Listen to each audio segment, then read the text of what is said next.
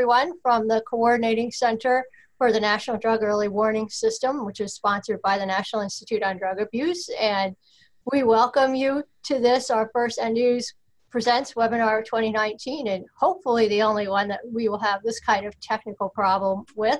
Hopefully Zoom will keep up with things in the future. And our NDUs PI is Dr. Eric Wish, and our NIDA project scientist is Moira O'Brien. And I believe that both of them are with us today, along with all of the rest of you. And my name is Erin Artigiani, and I'm the NDUs COI, and Barbara Kerr, Marwa Al-Nasir, and I will be the facilitators for this webinar, and Marwa and Barbara are the two who've been working closest with Zoom to get everything up and running for us today. And so thank you to them for all of their efforts. And so for those of you who are interested, you can find out more information about NDUs and recordings of our prior webinars and announcements about future webinars on our website at www.ndus.org.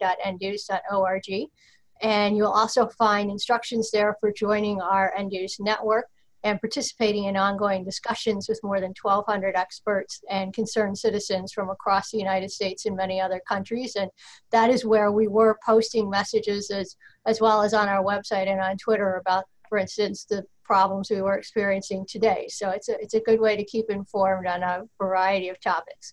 And we developed the NDUs Presents webinars to work with leading substance abuse experts to explore emerging drugs and timely drug-related topics.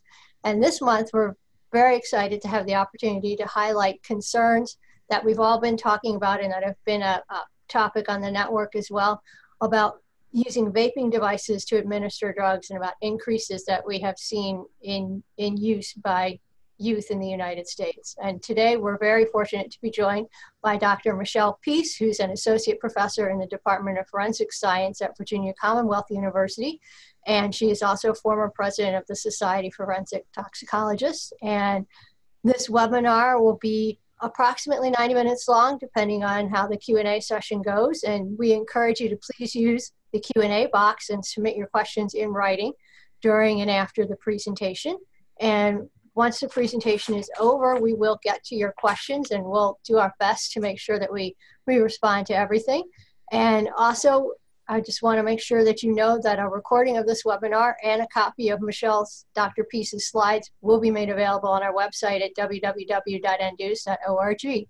So without further ado, I'm going to turn things over to Dr. Peace and let her start her presentation. All right. Well, I really appreciate the opportunity to discuss some of the research findings that we have had. We started this research in about 2013. I'm going to go ahead and share my slides right now. Again, I really appreciate the opportunity. And so I've got a handful of learning objectives here. One of the things that I have learned over the past several years is that people really want more information about what the health phenomenon is. There seems to be a lot of mythology that has been perpetrated by the vaping community, and so there is very quickly emerging research about that. So I'm going to talk about what some of that research actually is demonstrating. On the heels of that, I'm going to talk about how electronic cigarettes actually work, so that folks, one, understand when they see somebody vaping, what is that and what is being generated. But also I'm going to talk about how the devices generally are manipulated and how the e-liquids are being changed to vape substances other than nicotine. And then I'm going to talk about some casework that we have had. I'm going to talk about what the impact has been, generally speaking, to investigations and the criminal justice system. So this is my typical disclosure slide that, the NIJ certainly appreciates that I post, just to say I'm going to be talking about a lot of product names. You're going to see a lot of product names. I don't receive any funding from those companies, and frankly, they'd probably me rather I not talk about their products. But I have 3 grants. The first one was in 2014. That has ended. I had one in 2016, and I have a new one. And I'm going to talk about research out of the first two and what the aims are for my new grant that literally starts this month. Oftentimes what people think about when they think about electronic cigarettes is the first one is, oh, they're really great smoking cessation devices. You know, some of the data is indicating that that might not actually be the case, but that's how they were sold here in the United States and help them gain some traction. Other people might think about the fact that, and using the language around electronic cigarettes are safe, or they're at least safer. And unfortunately, one of my concerns as a toxicologist is that when the message is that, well, they're safer, then the general public drops the R and then thinks that they're safe. There's some mythology that people think that what they're vaping is water vapor, and that's definitely not the case. So there's a misperception as to health. A lot of people vape because they like the culture around it. It allows them to tinker. They like the giant clouds. There are literally contests and leagues around vaping and who can actually puff the largest cloud. A lot of people don't like the clouds. They don't like the smells. I'll talk a little bit about that. I think one of the most disturbing messages that I have seen with regards to vaping has been the message around women.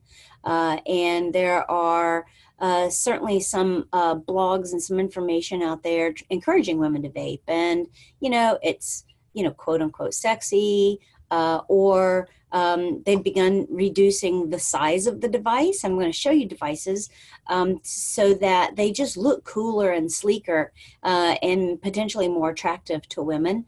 About a year ago, I saw on some blog postings that people were saying that it was actually safe to vape while they were pregnant, which is certainly not the case. And so at least from a general public education standpoint, there's a lot of mythology around this, and we seem to be constantly battling it. And the reason why the mythology has been allowed to essentially take hold is because there's been a lack of regulation until recently. And I'm going to talk about that as well. When I think about electronic cigarettes, I think about that they're for young people. They're marketed to young people.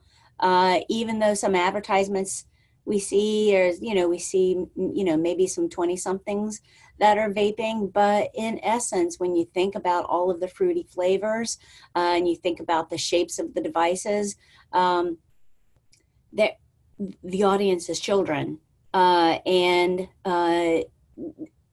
e-cigarettes and e-liquids were readily available to children under the age of 18.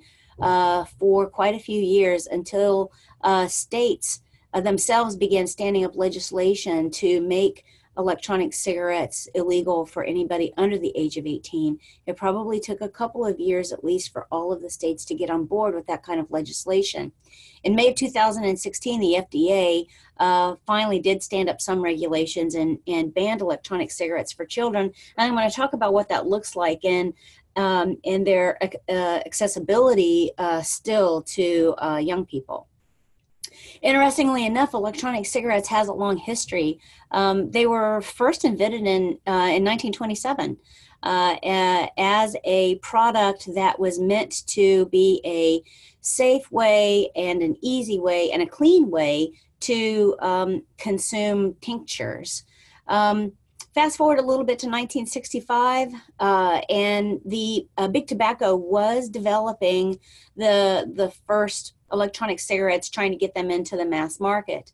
In 1965, they did not take off. The devices were very difficult to use, and not the least of which electronic cigarettes were, they weren't going to be fashionable because smoking was still cool. So fast forward into the early aughts of 2000, and we have our first modern electronic cigarette developed in China by a man named Han Lick. and he essentially sold his patent before they really took off. And didn't really make a whole lot of money off of these, but he developed these, the electronic cigarette, because his father had just passed away from lung cancer, and he was a heavy smoker himself. They spread to the United States in 2007, and they came into the United States through the Tobacco Expo in Las Vegas, and it won an award as for being a novel product for the tobacco industry. Now, when we think about electronic cigarettes, again, because the industry was unregulated, a number of models and generations were developed. The first ones that we were aware of here in the United States, and the first ones that literally did come out, and these are the ones that Han Lick developed, is the first generation cigarette. It's the Cig-alike. These are closed systems, very low voltage. They have once you use up all of the liquid that's in them, you throw them away, you use the next one. And so these are the ones that people were purchasing supposedly for cessation from tobacco products. But again, they were cool. They were marketed as being these really cool, hip devices that anybody that was worth their salt was going to use. But again, they weren't delivering a lot of nicotine, and they were fairly ineffective. Enter in the second generation. The second generation was meant for these people who didn't want to throw away a device that seemed perfectly good. So these are refillable devices. And the refillable devices also had the ability for you to just hit a button on the side and potentially begin to also change the voltage, because the myth was beginning to develop that if they were able to make it hotter, then they might get more drug in the cloud. But really the piece around the second generation e-cig was that you could put in whatever flavor you wanted, and it didn't have to be whatever was already developed in the first generation. So enter in the second generation, and now we are going to begin manipulating our e-liquids. The third generation was really banked on this thought that if you could change the temperature of the coil inside the atomizer, you might be able to get more drug into the cloud. And so this led to a lot of tinkering. These devices are completely customizable. They have these giant batteries on them. The batteries, the packs allow the user to select an array of voltages. You can see there as well, if that works, you can see this is not a typical coil. These are called beehives. And so users thought that the more coils that they wound up here, the more effective they might be in getting, again, more drug into the cloud. So notice here that somebody has just set something on top of the coils. And so what happened with these advanced personal vaporizers, oftentimes you'll hear them called mod boxes, which is boxes that can be modified. And so what you see here is that people thought, well, these devices get really hot. I can just set something on top of the coil, right? So now we are beginning to think outside of the e-liquid phenomenon back into solid substances. So enter in the fifth generation. The fifth generation is essentially a category that helps people vape other substances. These substances, these devices are not meant for liquids. So what we see here, you see how wide the mouth is here, that people are going to drip directly through the mouthpiece onto a hot coil. So if you had the mod boxes or the APVs, you had to unscrew the mouthpiece and then set this on top of it and then screw the mouthpiece back on. So now the mouthpieces are wider so that they can drip right onto them, and set these waxy substances.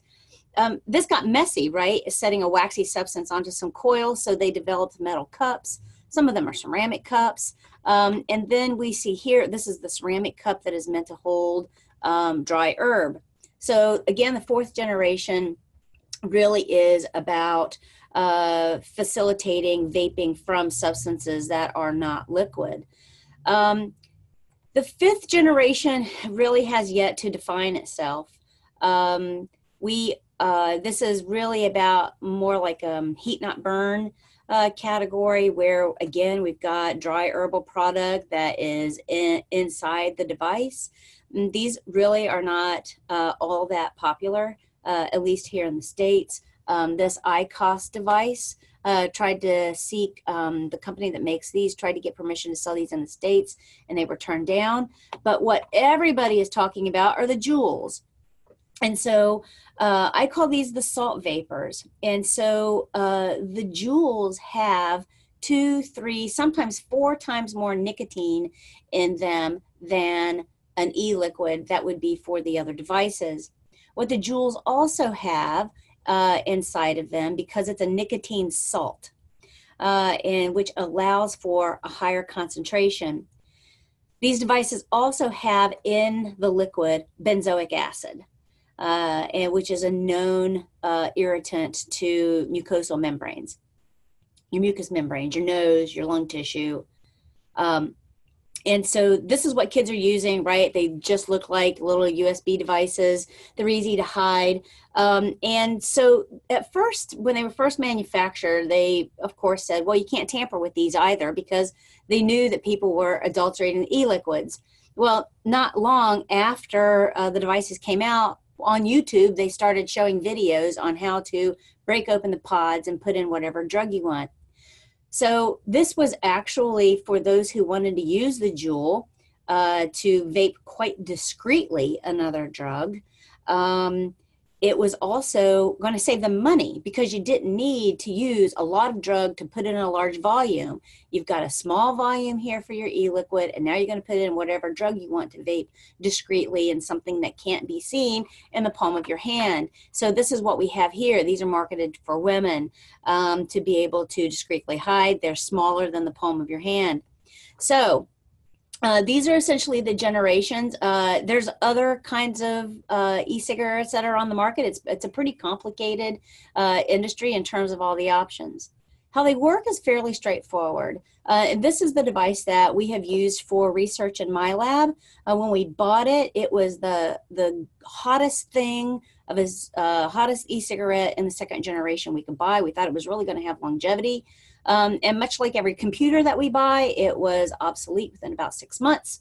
So, but nonetheless, this is what we built our model on, because again, all e-cigarettes essentially function in the same way. So the users depress a button on the side of the device. This is the atomizer that I've been talking about, and you'll see here there's a tank where your e-liquid is stored. This is your mouthpiece, of course, and below the tank is where it sits against the battery. All right. This is more of the operational end down here, right? This is where your coiling system is going to work, your coil and your wick.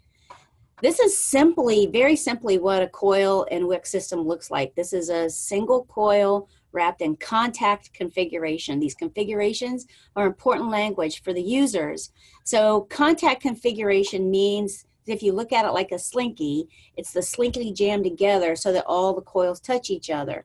The other configuration is non-contact. So you pull the slinky apart and none of the coil winds are touching each other. There's different philosophies on the value of each of those jigging techniques. So, and it's very user dependent. What we see here is what gets threaded through the coil is some kind of wicking system. It's either cotton or silica. What we've understood lately is that silica is falling out of fashion for your finest organic cotton. And so that's what the system looks like. I'm going to let this GIF reset real quick to show you essentially how the device works. So the user hits the button on the side, it activates the battery. The battery is going to be in touch with the coil right there. The coil is getting hot, so hot. The coil is roughly 250 degrees Celsius. That coil is in touch again with the liquid. And at 250 degrees Celsius, you get a very fast explosion of this evaporation. The evaporation, when it hits the cold air, it condenses very quickly and creates droplets. And the droplets are really important from a toxicology perspective. All right, so let's talk about what's in the e-liquid. The two base components are propylene glycol and vegetable glycerin. And they're mixed in some kind of ratio, and the ratio is dependent on what the user's preferences are. So if somebody likes to make really big clouds, they'll put in more vegetable glycerin than propylene glycol. If people prefer a hit in the back of the throat, say they're trying to use these cigarettes for smoking cessation, they'll put in more propylene glycol because it creates a more of a burn in the back of the mouth. There's also a host of flavorants that are put into the e-liquids, thousands of different varieties, again, mostly intended to be tempting for young people. So the flavors range from Skittles and birthday cake to probably more mature flavors, such as Kai tea latte. Again, there's thousands of flavor varieties. I'm deeply concerned about some of the chemicals that are used in the flavorants, which I'll talk about in a little bit. The primary active ingredient, of course, is nicotine. My research has actually been focused on drugs other than nicotine, and we've been referring to those as DOT-Ns. And so we've taken a look at a number of different kinds of products. And so we've looked at a host of what's called natural products. And of course, these are like herbal products that are legal, and evaluating whether or not they are effectively aerosolized in an electronic cigarette. We've also evaluated what we would consider more non-traditional pharmaceuticals, not quite an herbal supplement, but things like vitamins. And one of the things that we've discovered for people who are buying vitamin-based or melatonin or some of these natural products that they think that they're going to vape because it's more enjoyable than swallowing a pill, a big ugly pill that tastes bad, is that some of these products actually don't have the active ingredient in them. We purchased a number of different vitamin E liquids and found nothing in them. And these are actually fairly expensive to purchase, like $50, $60 a bottle. The other issue around vaping things like vitamins and other herbal supplements is that in order to get a daily recommended dose, you essentially have to vape the entire bottle, which is going to take you quite a long period of time. We are also in the business of taking a look. This is really the meat and potatoes of our research, is evaluating scheduled drugs and designer drugs in the e-liquids. And so I'm going to talk at the end about this product called Diamond CBD. And we monitor websites like this, like BuzzJuice, on a pretty regular basis. And what we know is that they sell synthetic cannabinoids in their e-liquids, but don't advertise that that's what they put into their e-liquids. And so I'm going to talk about some samples that we got from BuzzJuice towards the end of our presentation. In terms of the health impacts, there's been a lot of conversation about how electronic cigarettes are going to be so helpful for addiction to tobacco products and using the devices as a smoking cessation product. And frankly, when you look at the literature, the data is really mixed with regards to, is it effective? Is it really an effective cessation device? Now, are there some people who have been able to effectively quit smoking using electronic cigarettes? Absolutely. No doubt about it. But again, electronic cigarettes need to be seen as yet another tool. For those who want to stop their addiction to nicotine, they also have to think about the electronic cigarette as also a step-down product. And so oftentimes what winds up happening is that because there's more nicotine potentially in some of the e-cigarettes that they're using, they can't stop. They actually wind up becoming potentially more addicted than what they previously were to the nicotine. So it has to be a really thoughtful program that the person goes on to use an electronic cigarette to stop smoking. The long-term studies, this is one of my chief concerns, is that there are not any long-term studies over decades that really show what vaping will do long term.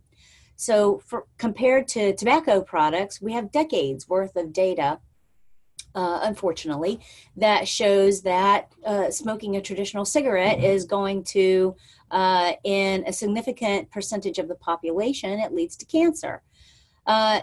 Those kinds of studies don't exist for electronic cigarettes. There's not long-term patient surveillance of these products.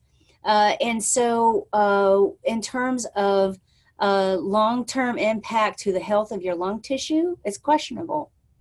So when you look at the data in terms of what's happening in labs that is just looking at cell cultures, we have found in the literature that it says that vaping will actually suppress the immune system such that the cells in your mouth stop being able to respond to bacteria, which means that you're going to have a harder time essentially eliminating bacteria out of your mouth and out of your lung tissue. And if you're going to have a harder time expelling bacteria out of your lung tissue, my thought, even though we don't have the long-term studies to prove it, is that there's going to be a higher incidence of some kind of infection in the lung, like pneumonia. So there are some indicators that the vapor is going to have a negative impact to the mucous membranes of the mouth, the esophagus, and the lungs. What the research is also showing is that many of the common flavorants that are used in electronic cigarettes exacerbate that. So one of the things that we found in my research was that the concentration of the flavor of vanilla is above the recommended dosage of inhaling the vanilla flavor in factories that make vanilla flavoring, and you're inhaling that intentionally in electronic cigarettes. So certainly there's some concern about all of that. I have a lot of questions about passive inhalation and is it a thing? And of course it is. Again, we're beginning to see in the literature where secondhand exposure to people vaping is similar to secondhand smoke. And again, that literature is just now coming out. And for somebody like me who studies how people are vaping substances that are not nicotine, and they're doing that in public, and passive inhalation is an issue, I have a lot of concerns about that. And you'll see that fleshed out as my presentation goes. All right, to the regulations. It took the FDA a while to stand up regulations. They tried to block the importation of electronic cigarettes in 2007, 2008. China was trying to import them. And China sued the FDA and won, because the regulations at the time were such that the language for the FDA around controlling tobacco products was they were controlling tobacco products. Electronic cigarettes are not tobacco products. They are nicotine delivery devices. And so the FDA had no way to regulate electronic cigarettes. So it took them several years to figure out what that language should be. So they issued regulations in May of 2016. And essentially, the big pieces around the regulations that first rolled out was that a statement needs to go on to packages saying that nicotine is addictive. They banned the sale to minors, even though by this time all states had already banned the sale of electronic cigarettes and their components long before the FDA did, and that you have to show an ID. What they wound up rolling back. So by the end of 2018, beginning of 2019, they were supposed to have rolled out an approval process for all products, and essentially the adoption of child-resistant packaging. And so the FDA has slowed the rollout. They've canceled essentially the compliance for some of these regulations. And so what you see here, I wanted to show you now what you have to do is not only do you have to click through when you're purchasing products online, not only do you have to click through verifying your age, a lot of at least legitimate websites will ask to see first your driver's license and then a picture of you holding your driver's license. So you can see here my driver's license, I had long hair, now I have short hair. And so I had a couple of companies stop me, which made me then go and update my driver's license so I could still continue to buy products for the research. The original regulations, again, were rolled back. Some of the concerns now is that electronic cigarettes are still on the consumer side of the cash register. So when you go and want to look at tobacco products, whether that is dip or snuff or a cigarette, those are behind the counter and you have to ask to see them. Electronic cigarettes are still largely on the consumer side. Advertisements, of course, are on the consumer side as well.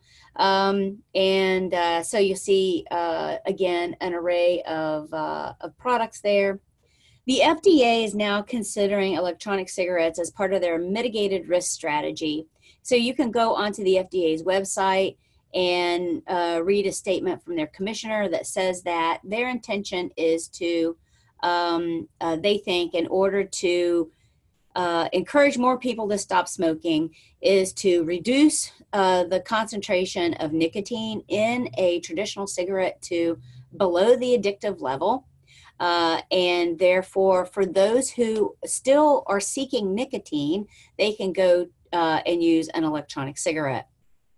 Again, the mitigated risk strategy is their metric is how many people are likely to develop cancer from smoking. And so the FDA's thought is that there's going to be fewer people develop cancer with electronic cigarettes. In terms of the proliferation of electronic cigarettes, from 2015 to 2016, we saw a 16% increase in sales. So you might assume that, well, we're just going to continue to see this meteoric ascent of electronic cigarettes. We didn't see that in 2017. And the thought was that, well, that's because that's when the regulations rolled out. And it might have gotten a little tougher. People began to get a little bit worried about it because suddenly the FDA is paying attention. They've rolled the regulations out. But now, back in 2017, we are back on this meteoric rise of electronic cigarettes in the industry. And by 2022, they're anticipating it's going to be a $22 billion business. Of course, what we've seen in the news in recent years is the number of kids who are vaping. So this is some data from the Morbidity and Mortality Weekly Report. And we see here, I want to point out to you, cigarettes. And so we see this steady decline in cigarette use from 2011 to 2016. But if you back up to e-cigarettes, you look at the dark blue line, we'll see that electronic cigarettes are now exceeding the use of traditional cigarettes by kids in high school. This is essentially the same graph showing the percentage of middle school students who are vaping as well. And you'll see that's roughly 5% of the population. Some of my concern has been children who come in contact with the e-liquids, or this is also devices potentially exploding, but this is really about kids coming in contact with e-liquids because nicotine is toxic. Nicotine is used as a pesticide. And so because they have these fruity flavors, children think that it's some kind of liquid candy and drink it.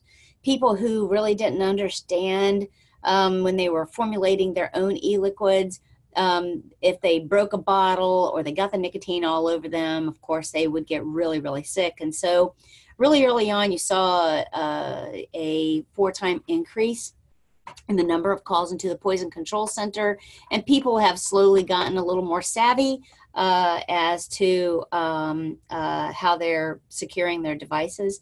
So we see a decline, but 1,400, and that, I'll be honest, that stat was probably middle of 2018.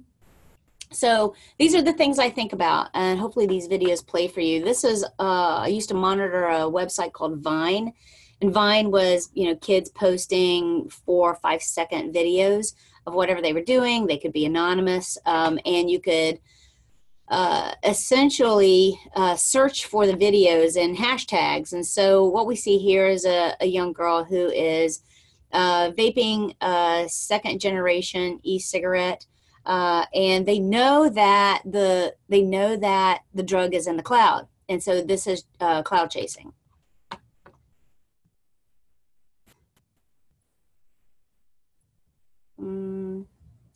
Maybe doesn't look like it's going to play. See if we can get them. This guy is has his methamphetamine juice. Let's see if this one can play. Not going to. Well, the intent is this is what the videos look like. Hopefully the next couple will play for you. This one is somebody who is vaping methamphetamine. See if I can get it. There we go.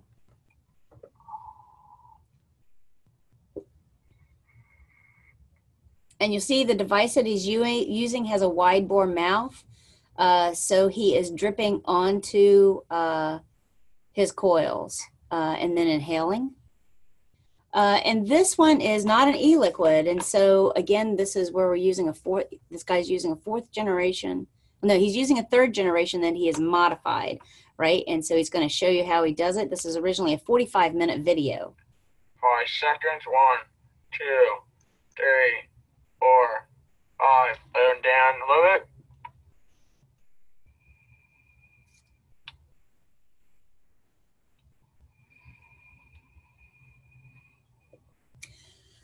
So that is a device that he's unscrewed the mouthpiece off of. He heats the coil for 5 seconds, and then he puts his wax dab with THC on it. And wax dabs with THC are somewhere in the vicinity of 70 to 90% THC. So we monitor a lot of websites, right? Drug forums, YouTube, Reddit, looking for people who are advising how to best vape other substances. And so, of course, we're worried about teenagers. And these are some of the details of the grants in terms of what we actually did in developing our methods. I'm going to show you a little bit of data. I'm going to show you this quickly so I can talk about the cases at the end. One of our very first experiments was a truth in advertising initiative, right? So we went and bought a bunch of e-liquids and said, okay, they have on their label how much nicotine is in there. Is it real? So what you see here is that the center line is if a product tested to be exactly what was on the bottle. And you'll see that only a couple could, and that the range of nicotine really ranged from minus 47% to plus 39%. So again, because this isn't regulated, there's no assurances as to quality. One of the other myths that popped up, I've already mentioned it a couple of times, is if you turn the power up, you turn the voltage up on the side of the device, you're going to get more drug in the cloud. What we showed is that that actually isn't true. Even though you see an uptick here in the concentration of the drug in the cloud, there's a lot of error. These are error bars. And so this indicates to us that this is not a significant increase in drug. It's not practically significant. And the device doesn't work that well. Those large error bars are an indicator that those concentrations at each of those voltages are different. And so there's no consistency in the device. We also looked at ethanol. So the story is I literally walked across the street to the 7-Eleven and noticed they had a whiskey e-liquid at the counter.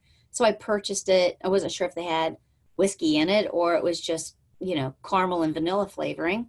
And so brought it back and it had ethanol in it. And so I told my lab staff, test everything for ethanol. So what we found here is that essentially 11 products of the 63 that we had more than 10% ethanol in them. And so the question is, why is there ethanol in these things? So the first issue is that flavors are dissolved in ethanol. And so that's probably why we see trace amounts of ethanol in the e-liquids. But if you look at the FDA, something like vanilla flavor has to be in a minimum of 35% alcohol as by FDA standards. And so if people are just dropping in vanilla flavoring into their e-liquids, and there's not a big volume there, they could be getting quite a bit of ethanol. We know that some people are using vodka to thin their e-liquids. So depending on what they want to do in some devices, they might want a thinner e-liquid, so they just dilute it with vodka.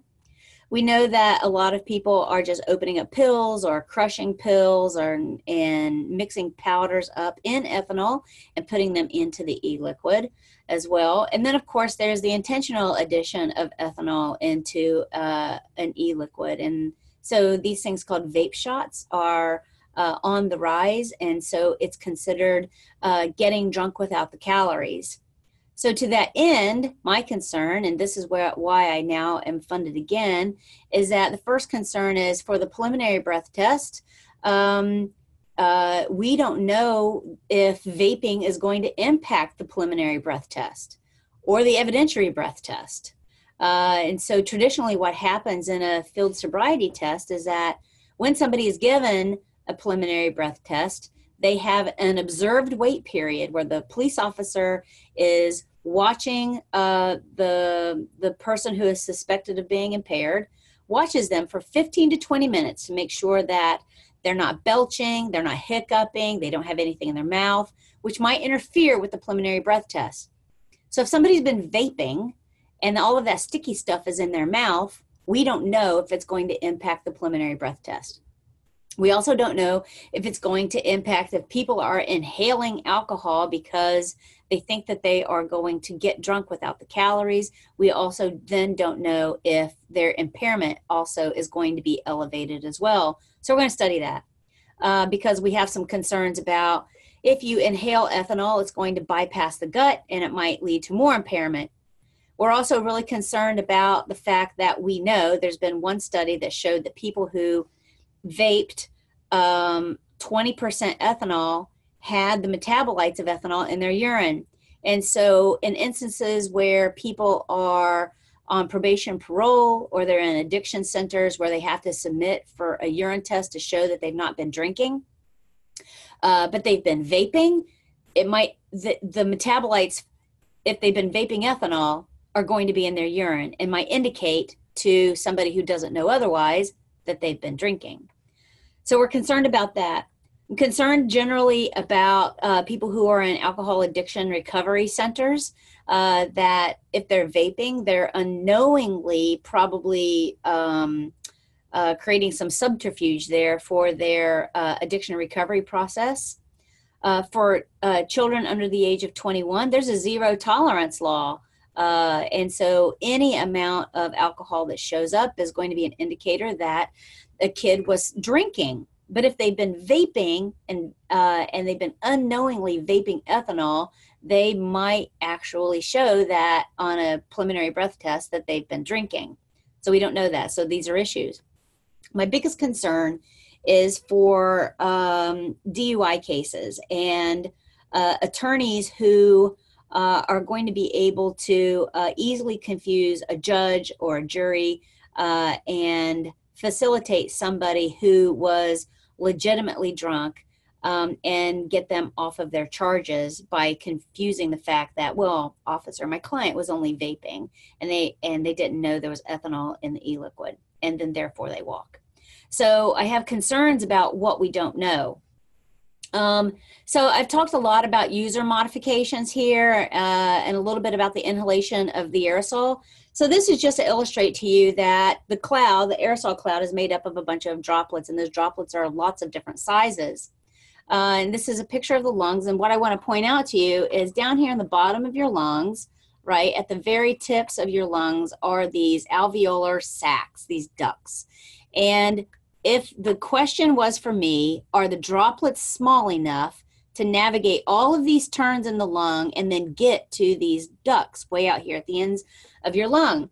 And the answer is yes, they do get that small. So we did a lot of work to measure the size of the droplets and indicated that a significant number of the droplets are getting down there, which then therefore means that electronic cigarettes are a great way to get any drug. And so the reason why inhalation is so effective is that this is the inside of one of those ducts, and that drugs are going to cross very easily across two cells to get into the bloodstream. So inhalation using electronic cigarettes is really effective to get drugs into the system. Similar to injection, and I'm going to talk about actually eating it and ingestion, because I want to talk about the cases. So of course we're concerned, there's been a lot of language in the blogs about being able to vape whatever drug you want in public, but secretly, right? Because electronic cigarettes are socially acceptable and cool in some situations. My concern is that there are lots of websites that are promoting other drugs into in electronic cigarettes. We see quite a bit of language in user forums with regards to vaping at work, vaping at ballparks, because again, nobody is really going to know the difference because it's just an e-cigarette, and any kind of weird smell that you might otherwise attribute with like smoking a joint is not going to be there. So these are a handful of seizures that we've had nationwide. By no means is this even gets close to what has been confiscated, but you'll see here, this was out of Oklahoma Bureau of Narcotics in 2016, thousands of syringes full of e-liquid with marijuana in them. In Philadelphia in 2017, there was a Smoke Easy popped up, and a Smoke Easy was a bunch of marijuana vendors had taken over an empty warehouse and set up a bunch of booths for people to come by and try product. And so that was raided. A bunch of e-liquids with marijuana was confiscated. These guys in Georgia in 2015 were arrested for distributing methamphetamine in electronic cigarettes. And so what we've been able to do, these are a handful of the cases we have had. This is a case in which and you'll see all this residue here. This is a case in which somebody vaped and dropped dead almost immediately within seconds of them vaping. And so the thought was that they had put fentanyl into the e-cigarette and vaped. So at the time, we did not have the right instrument to be able to evaluate for fentanyl, but there was enough evidence around the case to support that. This was a case that came in. You'll see here somebody put a wax dab in this. It got really gunky, and so the user was complaining about it, but it was confiscated, and we tested that. It had THC in it. Here are some of the manuscripts we have published on some of the things that we have found. And I'm going to, again, I'll talk about a few of these. We do have a lot of questions around the incidence of these exploding. VCU has a Trauma 1 center and a big burn center attached to the hospital. And this was in a convenience store here in Richmond. And you'll see here it's caught on the security camera where the electronic cigarette exploded on the person. So these devices are cheap. The batteries are cheap, and if somebody has them rattling around in their pocket, then and comes in contact with change, there's been all kinds of speculations as to why these things are exploding. They explode for the same reason why there was iPhones exploded and computers exploded, and why people are concerned about us taking those products onto airplanes is because the batteries are cheap. The devices are cheap. And so it's not surprising that at all that they are exploding. And you'll see there have been a number of deaths that have been recorded from exploding devices. I've seen cases in which somebody, while they were vaping, the device exploded and the atomizer went one direction and broke the guy's neck, and the battery went the other direction. They can create some trauma. These are the devices themselves. With regards to the e-liquids, people are, because they know that nicotine is toxic, they are using the e-liquids to commit suicide. And so this is an intentional ingestion. One of the things that I work with police officers on now is please collect the bottles. You know, if it might just look like vaping, but there's a potential that there is something else in there, or we need to test how much nicotine was actually in there. So this was a situation in which a young woman, they believe she drank the entire 2 vials of concentrated nicotine and died from nicotine overdose.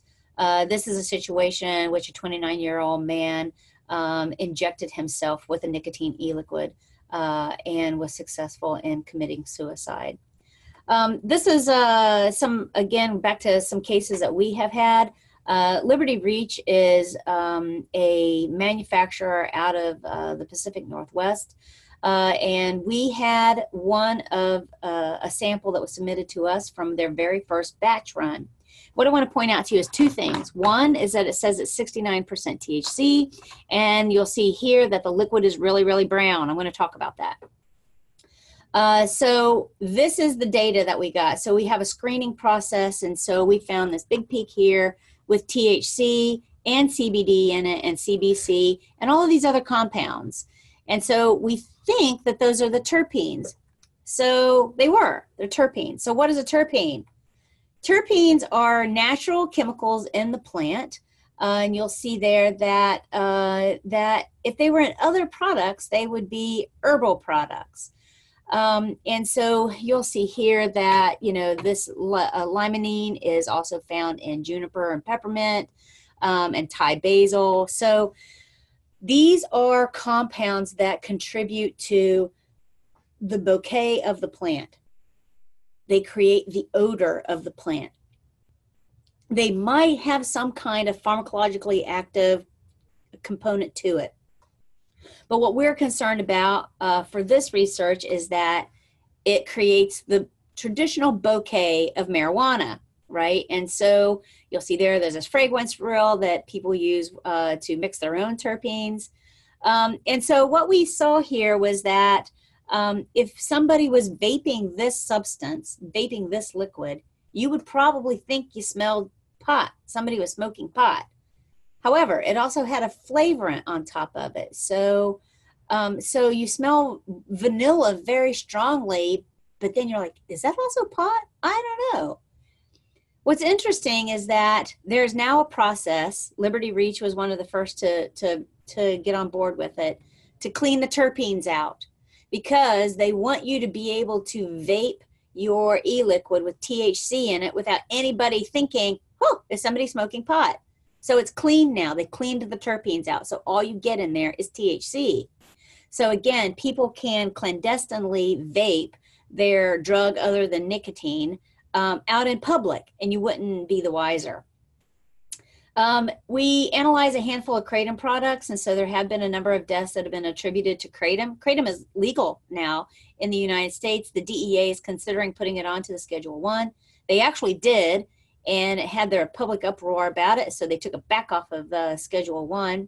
So you see here is a screenshot of a gentleman who was trying to deal with his opioid addiction with kratom, and he wound up dying from a kratom overdose.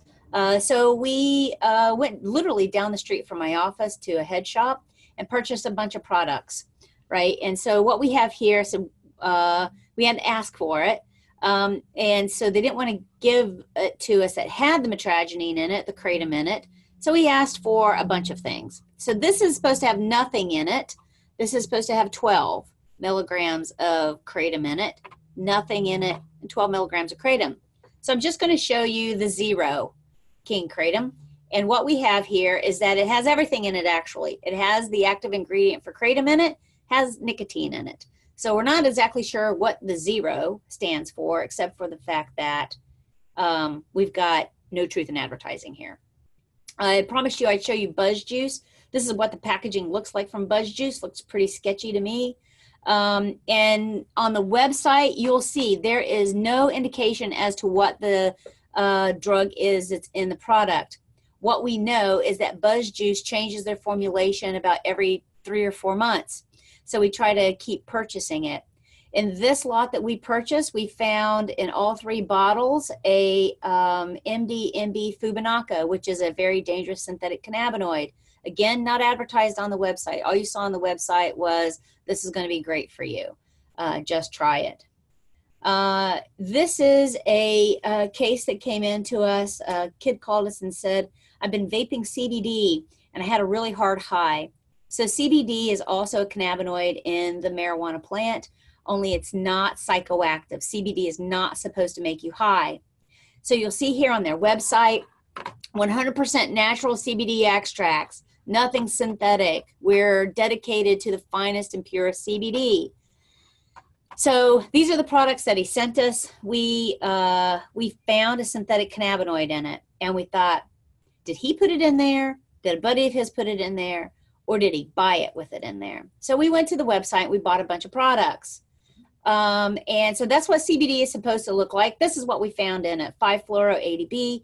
It is the most common right now synthetic cannabinoid in a lot of populations. We also found dextromethorphan. Dextromethorphan is the active ingredient in cough syrups, over-the-counter cough syrups. And so no wonder this kid had a really hard high. And so we just recently published this work that we had CBD purchased directly from the distributor, and it was adulterated. So this is what the benefit of herbal drops is supposed to be, right? It's supposed to increase your well-being, pain relief, supposed to promote your health. By the way, there's no clinical studies to actually prove this, but this is what people think. This is what was in it, dextromethorphan. If you take dextromethorphan in high doses, you hallucinate. And this is the same guy, right? And this is him on the synthetic cannabinoid. And so these are 5-fluoro-ADB is a particularly terrifying synthetic cannabinoid that has sent thousands of people to the emergency room and killed, I don't know, probably 40 or so people in the United States. This is an opioid case that New York Post posted about where a man died. This was not the case that we had. This is a separate case. The Armed Forces is reporting a lot of incidents of people getting sick. So what we have here is they have found that a number of their soldiers are purchasing adult, not to their, well, maybe not to their knowledge, and have been going to the base's hospital because of whatever it is that they've been vaping. So I've pretty much covered everything that we've had. We've also talked to the Armed Forces, the Navy, about do they change their policy for vaping on board. So there's a big question in the Armed Forces right now, right, where the particularly the Marines, they're not allowed to smoke. The Marines are not allowed to smoke, and now the question is, do they stop them from vaping as well? For the Navy, the question was, do we ban vaping on submarines? And after a fast conversation with me at a conference, not to say that I influenced them, but a handful of months later, they released that they were banning all vaping products on submarines. This was a situation that I had. I consulted on a case in which a professional athlete was positive for methamphetamine. And he said, I didn't know I was vaping methamphetamine. I was just using somebody else's kit. And so the case came to me and said, was this possible? Could he have vaped this and not known that there was methamphetamine in there? And I said, yeah, they don't put what's on the bottle, what's in the bottle on the bottle. So so there's a big, there are a lot of issues around this in terms of urine drug testing, whether that is for work for the armed forces or for athletes and everybody else that has to have mandated urine drug testing. So on that note, I know I've probably exceeded my time, but I want to just say thanks to all these people. I've got a small army of students in my research lab, and I've got a great team of colleagues here who also support my research. So on that note, I'm happy to take questions, right? Thank you, Dr. Peets. We really appreciate your presentation. That was incredibly informative, and I can tell you that I got a number of positive comments in from viewers while you were presenting with comments like, this is phenomenal and things like that. So I think that got a lot out of it, and we did get a few questions. So Oh, sure. I want to switch over to that. And so the first question, first I want to just remind everybody that yes, we will make a recording of this webinar and a copy of Dr. Peace's slides available on our website at www.ndews.org. So look for it there. It may take us a few days to get everything formatted and posted, but we will put it there. And yes, we can provide links for the articles mentioned in the presentation as well. We'll work to make sure we include that so you can get to that additional information. And so I'm going to switch to the questions now. And the first question comes from a viewer who says, I recall smokeless cigarette brands such as Eclipse that tobacco companies had developed but did not catch on with consumers. Why have e-cigarettes caught on instead? Is it because e-cigarettes involve liquids for the delivery of nicotine rather than the heating of tobacco? So I don't remember when the specific product Eclipse came out, but my thought as to why this has caught on now as rapidly as what it has is I think we are in kind of this unprecedented culture of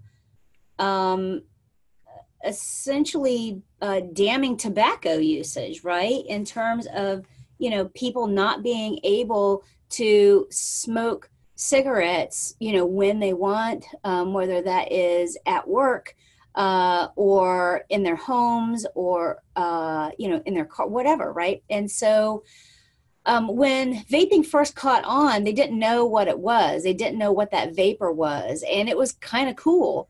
And again, it's unregulated. And so what happened was that the consumer themselves pushed the market. The consumer drove the market. And so Big Tobacco had e-cigarette versions. But again, for whatever reason, Big Tobacco, because they were kind of hamstrung by their tobacco regulations, they weren't really they weren't marketed to children. But now we have this unregulated industry not run by Big Tobacco, and it was marketed to children and to young people. And they didn't know what it was. They thought they were vaping water vapor. They thought they were inhaling water. And that's still pervasive. I battle that on a pretty regular basis because people still think that they're just inhaling water. And so I think in the landscape of Big Tobacco didn't own it. It got marketed to children, and it was unregulated, and a bunch of hobbyists were advocating for it, and the consumers pushed for it. I think that's what contributed to the explosion of them. And then, interestingly enough, a handful of companies like the Blue product got really, really popular, and then Big Tobacco went in and bought out all of those smaller manufacturers. And so now Big Tobacco actually owns most of the electronic cigarette industry now. All right, thank you. So our next question is, can you describe how inhaled vapor breaks down in the lungs? Knowing that nicotine is toxic, I want to understand if the vapor breaks back down into an e-liquid or juice once it is inhaled into the lungs. Yeah, it's a great question. So what happens when it gets inside of the lungs is that it impacts the side walls of the lungs. And so, not to get too technical, but the very deep pockets of your lungs does have a very, very thin wall of water. And that e-liquid does get stuck to the insides of your lungs. You're not necessarily coughing all of that back out. You're not necessarily you're not necessarily exhaling everything that you inhale. So it does impact the insides of the mouth and stick there, and it does impact the interior of the lungs and stick there. And then, of course, absorb into those tissues or just hangs on to the insides of those tissues. So all of the chemicals are going to layer onto the inside of your lung. And so that's part of what they think is contributing to the flavorants being such a problem, is that they're just sticking to the insides of your lungs and the insides of your mouth and creating some cellular damage. Okay, thank you. So now I have several questions here from folks who are asking about the vaping of drugs other than nicotine. So the first is, have you seen any e-liquids with diphenhydramine or any other antihistamines? I have not. I've not seen those, but we have seen in some of the drug user forums where they're talking about it. Whether or not that's effective or not really certain in terms of how much they're vaping and are you vaping the right dose. But we do know that people are inhaling it. And, you know, of course, just like any other drug, diphenhydramine can be abused. So what we're finding is that if they can figure out how to crush a pill up and get it into the e-liquid, they're putting it in and vaping it. Mm, right, because you did mention synthetic cannabinoids, I think, a couple of times in your presentation. And somebody else is asking about diethylene glycol, and if you have any information about that. I don't. I'm happy to research it Okay. and explore that, but I don't have any. I hate to say that I don't know about the diethylene glycol. Okay. And somebody else asks if you consider an e-cigarette or a Juul to be drug paraphernalia. Yes. Okay. Thank you. And is possession of vaping devices illegal for those under age 21? Under the age of 18. Okay. Thank you. And we have another viewer who wants to know if you happen to know or an estimate of the proportion of end users who are using e-cigarettes not for nicotine but for other substances. The percentage? Yes. No, we don't know that.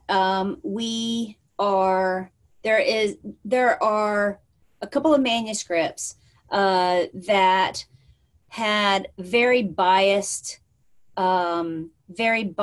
pools of people they asked this question to. So, for instance, one of the manuscripts out of the UK stood outside of a nightclub that was frequented by the LGBTQ society and asked the people that they saw leaving the nightclub, do you vape other substances in your e-cigarettes? And I can't remember the percentage, but it was actually a fairly high percentage of people who admitted this. So, you know, it's a biased pool of people. So we are finishing our IRB right now to be able to do to get a diverse pool of people to answer that same question. And essentially the question is going to be, we'll collect a bunch of data, but the key question is going to be, what substance, do you vape other substances than nicotine, and what is that? Right. Okay. Thank you. And we have an addictions counselor who is asking if you could suggest a few main points that she could share with clients who are vaping marijuana or dabs. I think, I think people who are choosing to consume THC in this way think that they think it's a safer product. And I'll admit that because it's not combustion, because you're not inhaling burning leaf material, that your incidence of cancer might be lower because you're not inhaling combusted material. My concern is that if people are vaping, they might be more likely to get bacterial infections in their lung. They think that they've turned to something that might be safer. It might save them from cancer, but it might create other problems. Mm-hmm. And we don't fully know what those other problems are right now. The other piece is that if you don't know what the source of your product is, The chance of it being adulterated, we don't know what that is. You know, there are tens of thousands of products on the market, and without much effort, we seem to find a lot of adulterated products. And so my concern is that that because the THC industry is not federally regulated, we cannot be confident as to the quality of all of those products. Mm-hmm. That's important. Yes, thank you. So we have a number of questions and comments coming in from folks who are interested in getting more information, more statistics about the use of e-cigarettes and more information about interventions and prevention methods and programs to address the use of e-cigarettes. So if you, Dr. Peace, have anything you'd like to say about any of that now, you certainly can, or we can work to see what we can find to post on the website and share with the network in the future as well. Well, I don't have anything on hand right now, but I do know that there are a couple of websites and addiction centers nationwide that are addressing addiction with e-cigarettes, and whether that is using them as a step down for tobacco cessation. So there are some resources, and some of that is in just describing what they are and how to step down off of them, and just general good education. But I don't have those on hand, but they do exist. Do you recommend any particular approach for parents or other influencers that they could share or use to talk to their youth about? Yeah, again, there are a couple of resources that provide information for parents. I think, you know, probably the most important thing, and I've received this question a number of times, is that parents don't understand what electronic cigarettes are themselves. You know, and so they might have just thought that their kids were vaping and kids do this. They will vape with no nicotine, right? Because they just think the device is cool and they want to be cool. And so it is important for parents to have an understanding that these are certainly not devices that, even if there's no drug in it, these are still not good devices. They're not toys, and you're not just inhaling water. When I speak to high schools and I ask kids to raise their hand, how many of you think that you're just inhaling water? And about half of them will raise their hand because they literally think they're just inhaling a water cloud. And I'll say, well, water in your lungs is called drowning. And this is not what you're doing, right? And so I think that there needs to be more education for parents to understand what these devices are, and that they're not toys, and that they are potentially a gateway. Okay, thank you. That was very helpful. And we've also heard from a couple of participants who were asking about popcorn lung, and they're wondering if that is something that is real, if there's any evidence about that, or if it's related to vaping a particular substance. Well, it's not related to vaping a particular substance. You know, essentially popcorn lung is scar tissue that develops in the deep lung. And the evidence right now, again, back to this place of the vapor has chemicals in it that are creating toxic responses of the cellular tissue in your lungs. And so when you get these toxic responses, it can't respond to bacteria because the cell itself is beginning to explode, or it has a chemical change. And so while the data is still kind of not conclusive about this phenomenon called popcorn lung, I think we can be confident in saying that you're getting this cellular response in your deep lung that is toxic to the cells and inhibiting the ability of the lung tissue and those cells to respond to bacteria. And that is then therefore going to set up an infection in the deep lung. And when you have an infection in the deep lung that's hard to expel, you're going to get scar tissue in your lung. Okay, thank you. I think that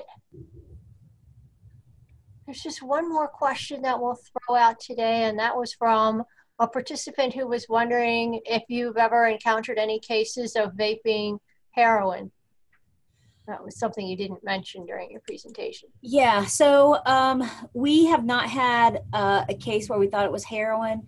We had the one case where it was suspected that it was fentanyl, but my lab has not seen heroin, although we have worked with a handful of crime labs who have seen it. Okay, well, thank you very much. And so for those of you who stuck it out and talked with us through the Q&A here, I appreciate it if you would do our poll. We just have about 3 questions here. We'd appreciate your feedback on today and also on what you would like to hear about in the future. So I did launch the poll, and hopefully you guys can answer the questions. Yes, it looks like a few of you are starting to do that. So while that's going on, I'll just give you a quick update. We do have a number of additional webinars planned in February. We are hoping to be able to do our regular webinar by Jill Head at the Drug Enforcement Administration, who would present on drug threats in the United States and give us a 2019 update based on the quarterly reports that she and the staff at her lab prepare for us at NDUS. Unfortunately, they're being impacted at the moment by the partial shutdown, so we hope things will get up and running and she'll be able to join us, but we'll keep you posted on that.